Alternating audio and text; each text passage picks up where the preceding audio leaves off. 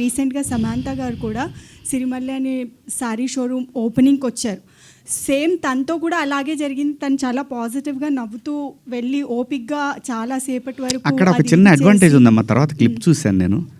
Luckily ఆవిడ శారీలో వచ్చింది. అదే ఎగ్జాక్ట్లీ నేను అదే చెప్తున్నా. అంటే డ్రెస్సింగ్ అని అన్నారు కాబట్టి తిను శారీలో వచ్చినా కూడా అది ఫేస్ చేసింది కదా తను. అమ్మా జెన్జీ ఉంటారమ్మా ప్రోగ్రాంలో, వాళ్ళకి తెలియదమ్మా. ఆర్టిస్టులు అంటే క్రేజీ ఉంటుంది, ఆర్టిస్టులు అంటే క్రేజ్ ఉంటుంది, టచ్ చేయాలనుకుంటారు.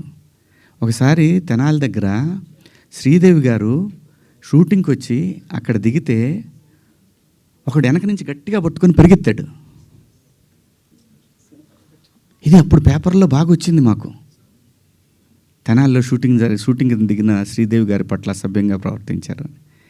సినిమా పట్ల ప్రజలకి ఒక చిన్న తెలియని ఎక్కడో మా సొంతం అన్న ఫీలింగ్ ఉంటుంది కాబట్టి అలా జరుగుతుంది. అంతేగాని ఇక్కడ నేను సమంత గారిని తప్పు పట్టట్లేదు, నిధి అగర్వాల్ని తప్పు పట్టట్లేదు, నేను ఎవరిని తప్పు పట్టల. మనమే కొంచెం జాగ్రత్తగా ఉంటే పోద్ది కదా అనే భావం తప్ప నాకేం లేదమ్మా. ఏది అదే అమ్మా, లేదమ్మా.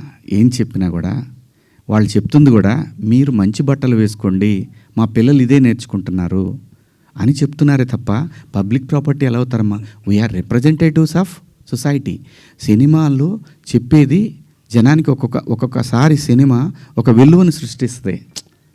ఎన్నో ఇప్పుడు మన కోర్టు సినిమాని తీసుకుంటే చట్టం పట్ల అవగాహన కల్పించింది. సినిమా అంత పవర్ఫుల్ మీడియా. తప్పు జరిగితే మన డ్రెస్సింగ్ సెన్స్ మీద అంతే ఘోరంగా వెళుతుంది, మంచి జరిగినా అంతే ఉపయోగకరంగా ఉంటుంది. అంటే మనం రిప్రజెంటేటివ్స్.